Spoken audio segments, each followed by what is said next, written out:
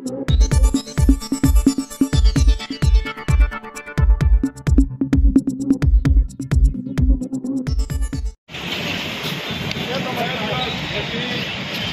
દેશ સ્વતંત્ર દિવસ ઉજવી રહ્યો છે અને તમે આજે અમારા અધિકારો તમે અમલ કરી રહ્યા કેવી આઝાદી છે? આ રોકવાનું કારણ શું? કારણ તો આપો અમને.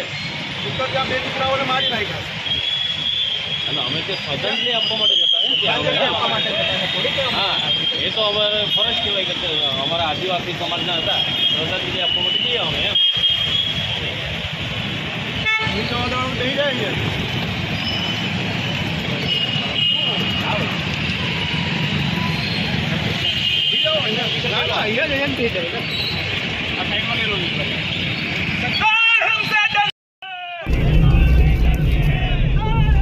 આદિવાસી સમાજના અગ્રણી નેતાઓ ધરમપુરના કલ્પેશ પટેલ, અપક્ષના સદસ્ય, રૂડી ગ્રામસભાના રમેશભાઈ પટેલ જેવા નેતાઓ, સોનગઢથી યુસુફ ગામિત સાથે જ્યારે કેવડિયા ખાતે શ્રદ્ધાંજલિ પાઠવવા માટે જઈ રહ્યા હતા જયેશ તડવી અને સંજય તડવીના શોકસભામાં, પણ પોલીસ દ્વારા ઓટા મલંગદેવ ખાતે એમને ડિટેન કરી દેવામાં આવ્યા છે અને હાલ એમને પોલીસ સ્ટેશને મૂકવામાં આવ્યા છે.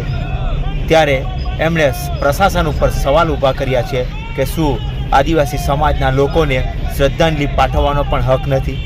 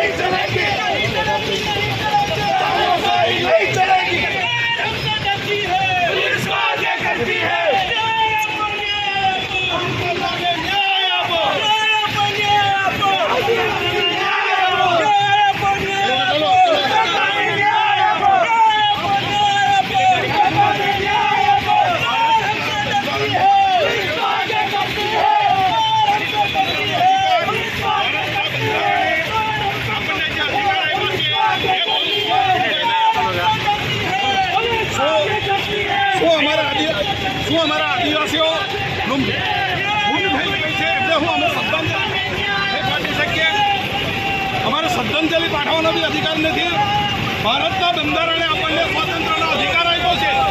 ભારતના બંધારણે સ્વાતંત્ર્યનો અધિકાર આપ્યો છે. એ અધિકારોનું પાલન થઈ રહ્યું છે.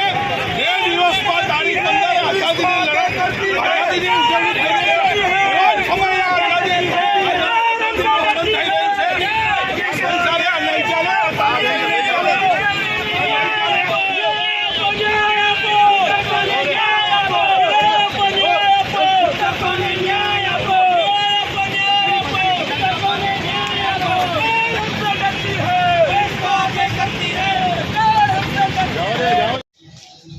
કઈ બાબતને લઈને આદિવાસી આગેવાનોને આજે પોલીસે ડિટેન કર્યો છે?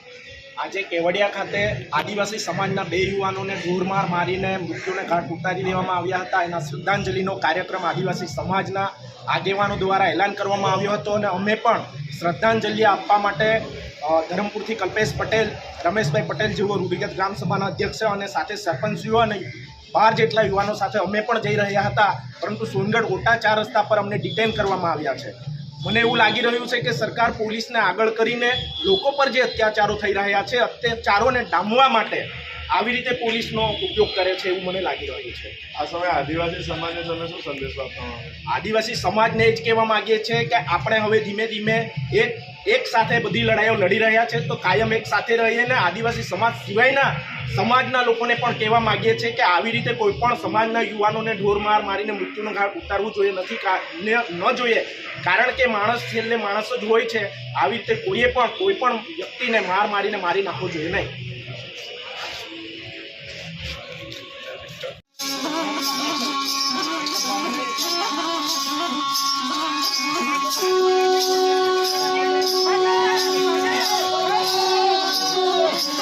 છે